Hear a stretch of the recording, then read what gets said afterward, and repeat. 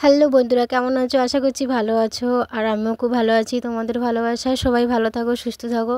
আজকের আমার ব্লগ ভিডিওটা দেখো। এখানে আমার শাশুড়ি বসে আনাজ কাটছে। আনাজ বলতে মূলো ভাজা আর বেগুন ভাজা। আজকে যেহেতু সোমবার, তো আমার শাশুড়ি নিরামিষ খায়, তার জন্য এখানে ভাজা করছে। আর আমার শাশুড়ি আজকে রান্না করবে, কারণ আমি আজকে মানে আমার পা দুটো এত ব্যথা করছে। কালকের একটা ভিডিও করেছিলাম, করতে করতে আমার হাঁটু দুটো ছিঁড়ে গেছে, পুরো ছিলে গেছে।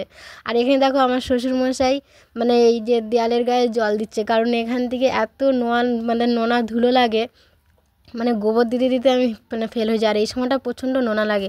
সেই জন্য আমার শ্বশুরমশাই কী করছে, ওর পুরো মাটিগুলো ফেলে দিয়ে আর জল ঢেলে দিয়ে মানে রেখে দিয়েছে, পরে আমি গোবর দেবো। যেহেতু বাড়িতে গোবর নেই, তো গোবর আমাকে বাইরের থেকে মানে বিলের থেকে গুঁড়িয়ে নিয়ে আসতে হবে, তারপরে গোবর দিতে হবে। আর তো বন্ধুরা, প্লিজ আমার এই ছোটো ছোটো ব্লগ ভিডিওগুলো তোমরা সবাই দেখো। আর প্লিজ আমার এই ভিডিওগুলো তোমরা কেউ এড়িয়ে যেও না। খুব কষ্ট করে, খুব মেহনত করে আমি ভিডিও করি, আর প্রচণ্ড কষ্ট হয়, তো বুঝতেই পারছো বন্ধুরা। আর এই দেখো এখানে যাচ্ছে আমার নাতনি, আমাকে বেগুনটা দেখাতে দেখাতে যাচ্ছে, বলছে ঠাম্মি এ দেখো বেগুন। তো আমি ওকে আওয়াজ দিয়ে বললাম, কই দেখা দেখি তোর বেগুনটা। তো ও বাগান থেকে যাওয়ার সময় বাগান থেকে একটা বেগুন তুলে নিয়ে চলে যাচ্ছে, আর দেখাচ্ছে। দেখো ওর হাতটা ছোটো, তো ছোটো মানুষ তো দেখাই যাচ্ছে না।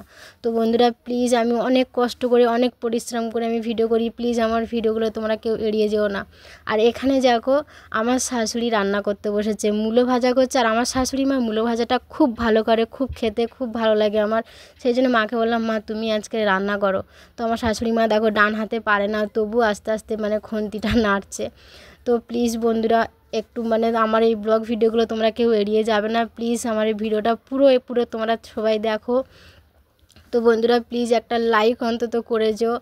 ও আর এখানে দেখো আমার পুচকু সোনা এত বদমাশি করে, এত বদমাশি করে। সে চলে এসেছে থানের উপরে উঠে আমি যে মানে যে ধূপগুলো ধরাই, সেই ধূপের কাঠিগুলোকে তুলছে। কথা বললে শোনে না, প্রচণ্ড বদমাশি। এই দেখো আবার হাসছে, আবার মানে খুব আনন্দ পায় ও। আর এত দুষ্টুমি করছে, থানের উপরে উঠে নাচছে। ওকে আমার শ্বশুরমশাই বলছে একটুখানি নাচ, তো নাচছে।